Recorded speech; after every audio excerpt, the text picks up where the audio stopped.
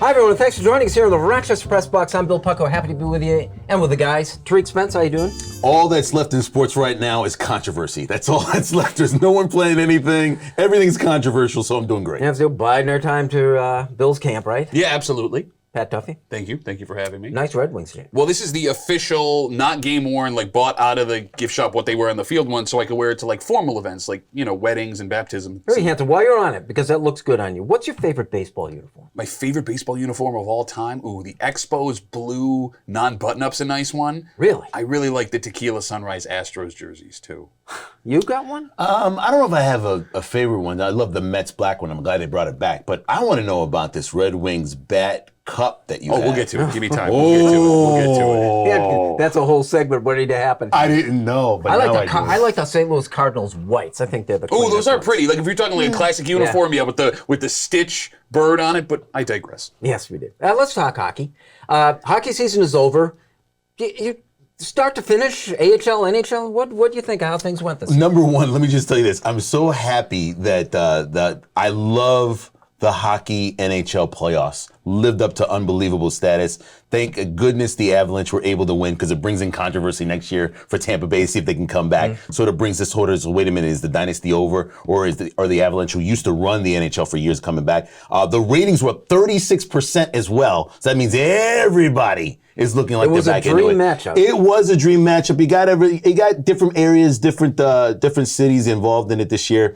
I like to see it back. I mean, it gave me something to watch this year. I have not watched the NHL. I'll be honest, I haven't watched the NHL Stanley Cup in about 3 years. So this was very much a successful year, I would say. You? Alrighty, this is your this is what you do. Yeah, I mean, no, from an on-ice standpoint, the game was phenomenal this year. Scoring was up not only in the regular season and in the playoffs. The goaltending was phenomenal, which somehow it doesn't, those two things don't really mesh well together, but it worked, right? Like, you have all these guys taking a step up. The young talent in this league is unbelievable. The game keeps getting faster and faster. They're moving the clutching and grabbing and fighting and physical part out of the game. I know that there are diehard hockey fans that hate it, but look, I mean, I was one of those guys. The game now, it's unparalleled to anything we've ever seen before throughout the history of hockey. You touched on something, though. That Yes. Ratings are up 36% in the playoffs. In the playoffs, yes. Ratings were up throughout the entire league, and they're saying it's because the product's better. Part of it's that. The real reason is Gary Bettman's an idiot, the commissioner of the NHL. And look, I despise Gary Bettman. I'd be that guy to boo him when he comes out with the cup.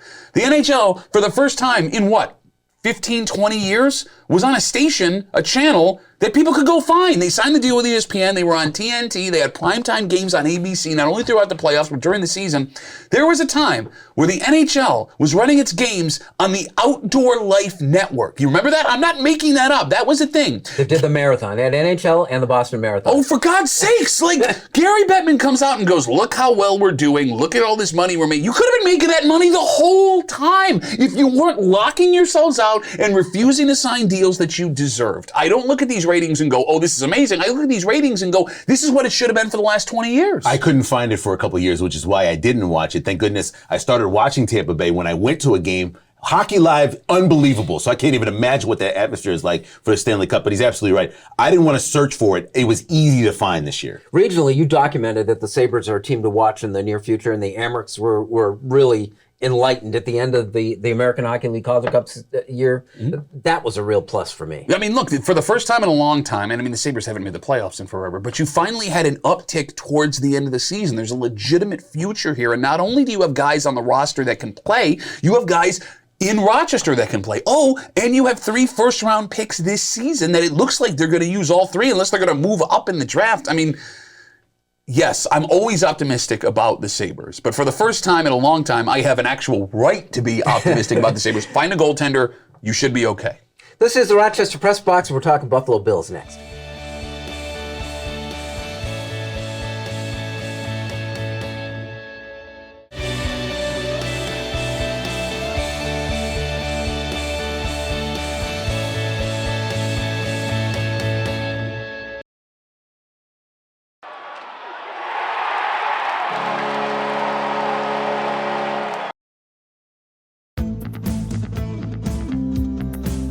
Welcome back. Thanks for joining us here in the Rochester Press Box. Our Buffalo Bills segment brought to you by Ralph Honda. For 3 generations and celebrating 50 years as New York's first and oldest Honda dealer. Visit Ralph Honda today and find out how we do Honda right at ralphhonda.com.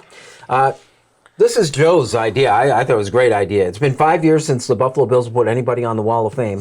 Who belongs up there? That's a great question. I mean, the name you hear a ton is Kyle Williams. You hear Fred Jackson a lot. I'm going to ask a question. This is going to be controversial.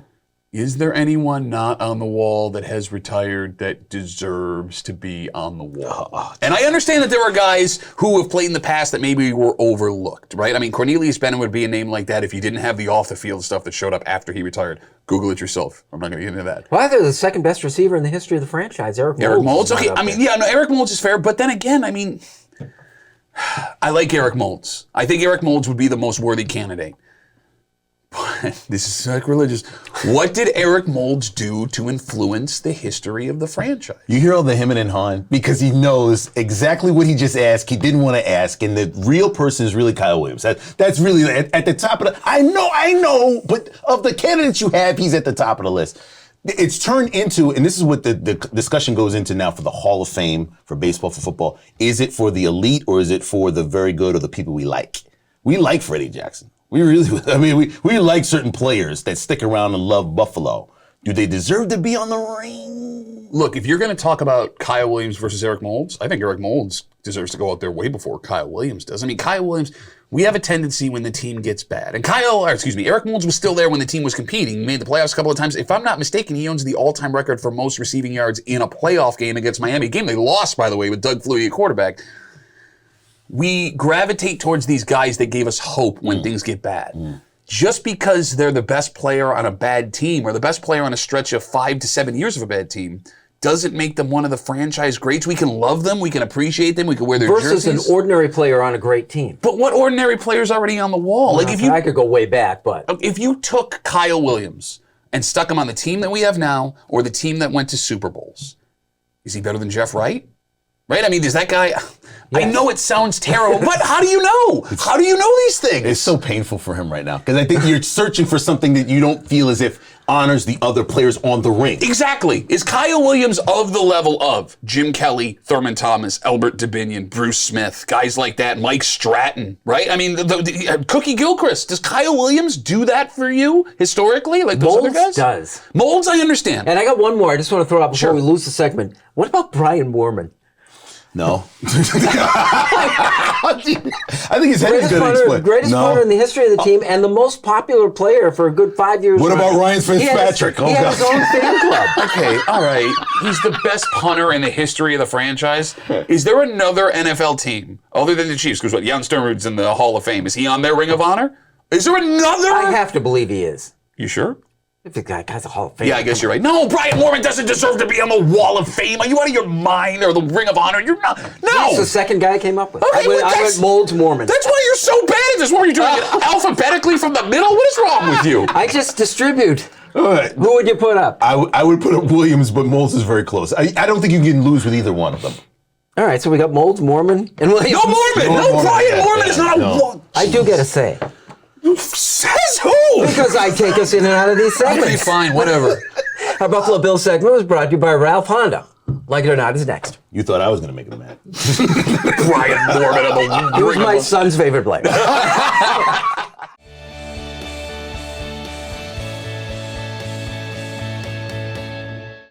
Here's the Press Box Trivia question brought to you by Market View Liquor, where exceptional customer service meets an extensive selection. Jefferson Road at 390.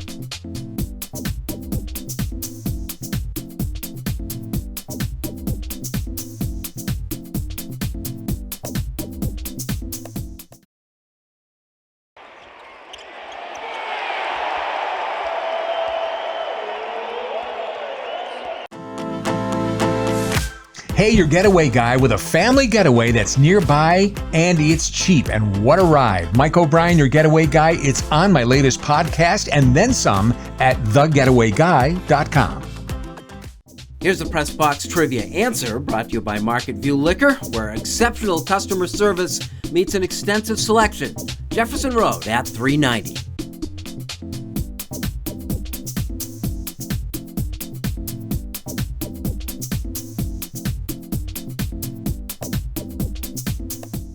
Are you facing criminal charges from a DWI and feel that you never imagined it could happen to you? Contact attorneys with years of experience as prosecutors and defenders. Contact Ganguly Brothers Law today for a free consultation. You can put your trust in us. Welcome back. Thanks for joining us here on the 499th version of the Rochester Press Box. Not bad. Wow. Like it or not segment brought to you by Ganguly Brothers Law, attorneys with years of experience defending the accused. Don't go unprepared. Contact Ganguly Brothers Law today. Tariq, like it or not, Kyrie Williams comes up with this philosophical statement to justify his taking $35 million guaranteed dollars. Yeah, I know. You want it? Kyrie Irving. Irving. You said What did I say? Williams. You said Williams. Kyrie Williams? Yeah, I you said said that? Kyrie Williams. Kyrie Williams is actually going on In the ring Wall of of Fame. Fame, Yeah, yeah. up in Buffalo. Well, let's deal with the other one. How about Kyrie Irving? Kyrie Irving. All right, so this was so amazing to me because there was this trade talk beforehand that Kyrie Irving seemed to believe that there was a couple of teams interested in him. Then he realized there wasn't a couple of teams interested in him. He didn't like the LA deal. So then he re-signs with the Brooklyn Nets and says some bizarre quote about normal people and people I reaching had out. it. I wanted to get it right. He said, normal people keep the world going, but those who dare to be different lead us into tomorrow. Oh, that's great. What if I have a bad tomorrow? great. If normal people keep the world going, I like to just keep the world going in a good direction if possible. And he uses this to justify taking $36 million. Yeah, I was gonna say, like, what did you do different? If you would have taken $6 million, go ahead and do your Aristotle backward statement. He exposed himself as such a moron. He tried to use leverage he didn't have to get absolutely nowhere. The Nets didn't say a word. In fact, they placated him. Sure, we'll trade you. Give us some. So nobody wants you. You're an idiot. And it's gonna come off as, hey, listen, I want to finish what I started Oh, with my Kevin God. Durant. Why don't I just finish the line? I'm gonna finish what I started, what we started here in Brooklyn, and go bring a championship. Really, it's not gonna happen. Isn't a part of you grateful for guys like this who just keep producing content? I mean, I guess, but I'm starting to feel bad for him. I mean, I know it sounds stupid. 36 million, You're there's right. no reason to I feel bad for him at all. It sounds stupid. However, nobody in his life does he trust enough that they can pull him aside and go, "Hey, you serious? You serious right now? No. What are you? You wanna know why? He's the bank. Okay. You don't question the bank. You're right. He's the bank. You're right. Your friends and Well, it's family. the idea that the Lakers could have given him a contract that paid him $30 million less than that. But he would have gotten a max deal the year after. Like, you could have banked on yourself, played for $6 million. You got the endorsement money, right? You could have gotten the extension you wanted next year and reunited with LeBron James and might have been the favorite in the West. And you do the And let's be very clear on one thing. If he would have reunited with LeBron James, who got him a ring, and he got him a ring, so it was a mutual thing, you would put a scare into the Warriors, who were scared of Kyrie, who basically destroyed their team and had them go get Kevin Durant in order to win the next two rings. Like it or not, we had a pretty interesting baseball brawl last week. The Angels and Mariners. Yeah, it was amazing. I mean, the brawl was interesting because it was a legitimate brawl. Like, it wasn't one of these push around, like, oh, we're angry at each other. My favorite part, so the Angels manager, got 10 game suspension? 12 game Phil suspension. Nevin, yep. Okay, yeah, so Phil Nevin's gone for that. My favorite suspension out of all of them was the suspension of Shohei and Ohtani's interpreter for 2 games. They suspended the interpreter, and they had to do it in 4 different languages to make sure that he got it. I watched the video. What did they say he did? It doesn't even matter, because you know full well everybody knows the curse words in every language. Well, the other one, full props to former Red Wings manager, 63-year-old Dom Cheedy, who's the bullpen coach for the Angels, got a 5-game suspension for, quote, excessive cuddling. Holding somebody back? Excessive cuddling. I think you should be a legend if you're that old and you're holding back an active player. 63's not that old. For holding back an active player? By the way, I just got word. My wife just got a 10-game suspension for excessive cuddling. That's a legitimate thing? That's what it said. And again, former Red Wings manager, I mean, we're in there fighting, but the interpreter, that's pretty good. But this was like, double fingers. It was great. It was a great fight. It all. It was great. Better than any hockey fight I've seen in a long time. Yeah, that's true. But, I mean, these teams also play each other a ton the rest of the season. Like, that might have been the prequel. I mean, right now, I hear that interpreter's in the weight room lifting, getting ready for the next match. Like Rocky but it's too. fine. And, it's easy to laugh about these things, but they start with, pitchers throwing 95-mile-an-hour fastballs at guys' heads, which I've always maintained is the single most cowardly thing you can do in a sporting event. Agreed. Just throw a baseball at a guy. Agreed. Throw a baseball at a guy's head. Very, very bad.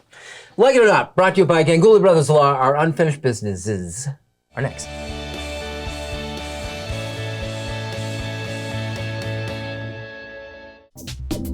The Press Box Stat of the Week is being brought to you by McArdle's Restaurant in Fairport. McArdle's is open 7 days a week with dining available indoors and out, takeout and delivery. Come home to McArdle's.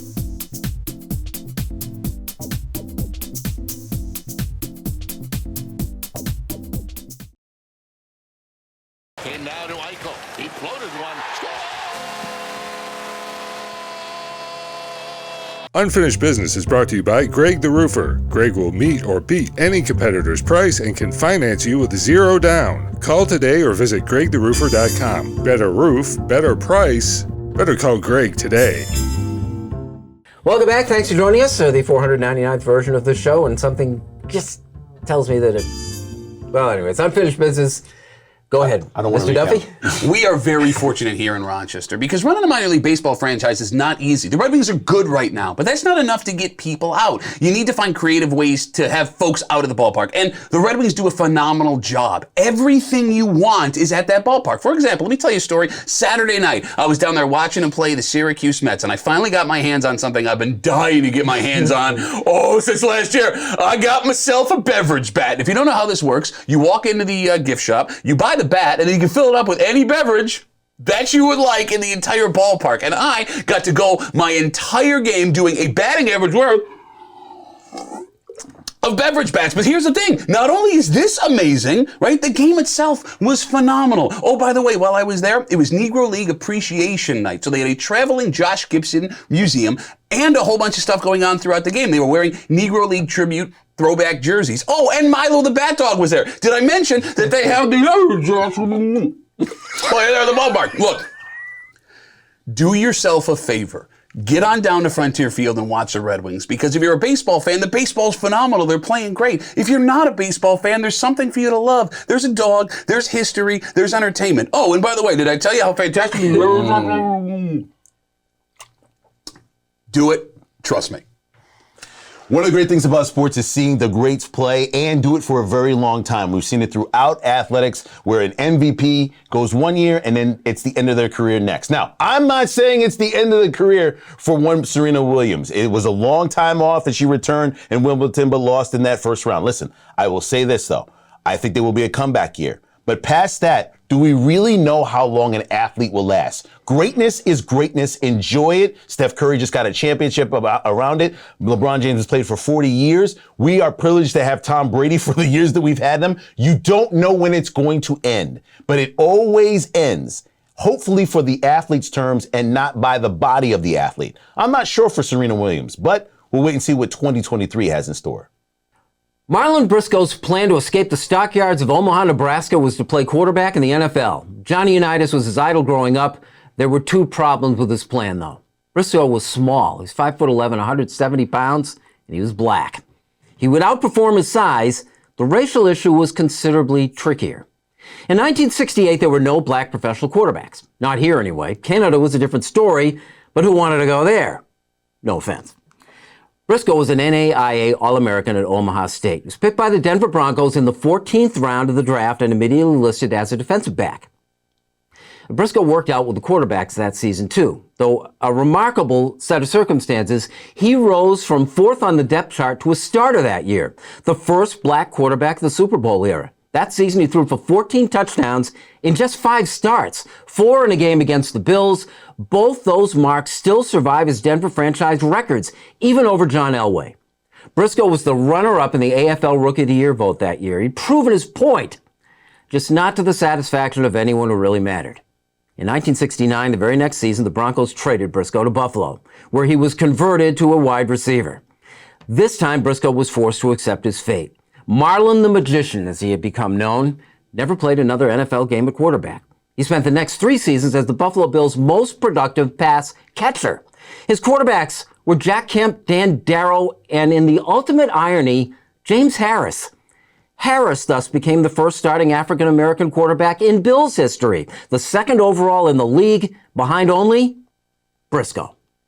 Thus began a process that didn't end until 49 years later, when in 2017, Geno Smith started a game for the New York Giants, the last team to integrate the position. Marlon Briscoe died at the age of 76 last week. He isn't going to have his name or his number on the wall at Highmark Stadium, although you could make the case. But his is an important page of football history that should not be forgotten. That is Unfinished Business, and that is our program. We got through it. I don't like the fact that he has it. I don't like the fact that he told me here on the show, and I am going to go get one immediately. You got to be careful when you're drinking it because it goes like right down your throat. Thanks for the advice, Duffy. we kept the set clean. That's really what we all care about. That is our show. And again, thank you for joining us. We'll see you next week on the Rochester Press Box. It's not even beer.